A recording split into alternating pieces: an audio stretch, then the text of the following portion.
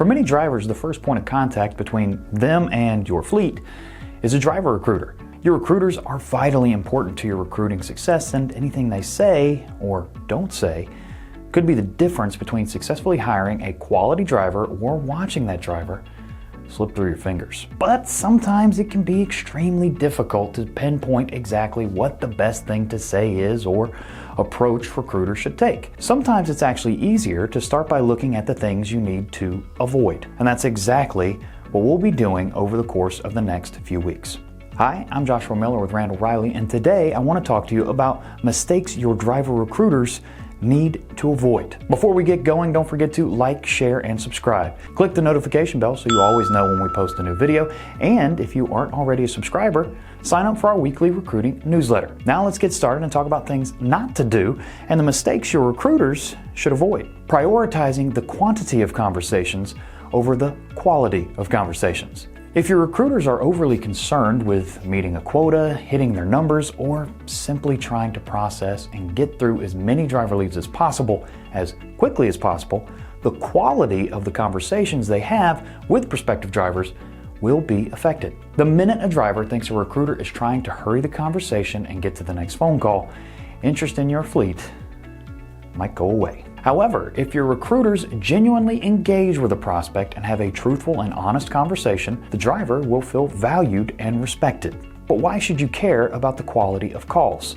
Isn't it just a numbers game? Well, if you take a look at the data, you'll see that increasing the rate at which you're scheduling drivers for orientation will have the largest impact on the amount of drivers you actually hire, and not the amount of drivers you contact. If the best way to hire more drivers is to schedule more of the ones you talk to, the quality of the conversation becomes paramount. Skipping the introduction. The same recruiters that become overly focused on getting to as many prospective drivers as possible, regardless of the quality or depth of the conversation on those calls, also tend to just lump drivers into preconceived categories before they even have a conversation with that driver. This tendency can lead to just jumping right into their recruiting spiel. But what if instead of just jumping in by throwing out random facts and figures that may or may not be important to the prospect, the recruiter took some time to understand the driver's needs and what they're looking for? Who is the driver and why are they calling?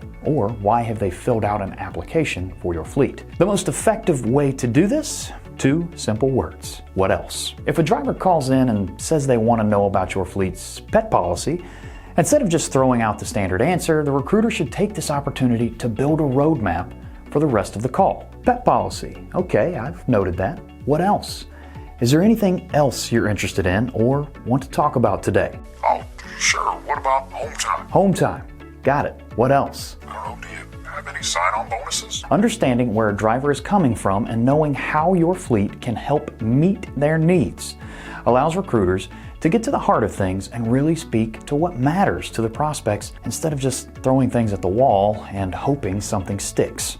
Knowing how and where to steer the conversation as it moves forward could be the difference between a successful hire and a missed opportunity. Talking about every benefit and feature of your fleet. When recruiters do just dive in and just rattle off point after point, it can lead to overwhelming drivers with too much information all at one time. While it is great for your recruiters to talk about the benefits of your fleet, if they aren't aligning to the pain points of the driver, these benefits will likely fall on deaf ears. When recruiters are able to slow the conversation down and get to know what that prospect is looking for, they can speak to the driver's needs and wants. Another common situation that leads to recruiters overwhelming a prospect is engaging in rapid-fire questions and answers. I'm not saying recruiters need to withhold information here or avoid fully answering questions. However, they do need to try and avoid being cornered by a quick succession of questions, which again can lead to overwhelming drivers with the sheer amount of info being thrown their way. Recruiters need to establish control of the call early, be open and honest, and create a relationship of trust that grows as they continue working with the driver throughout the recruiting process. And to avoid overwhelming you with too much information all at once, that's where we're going to stop today. But don't worry, we'll be back with more to talk about on the subject over the next couple of weeks.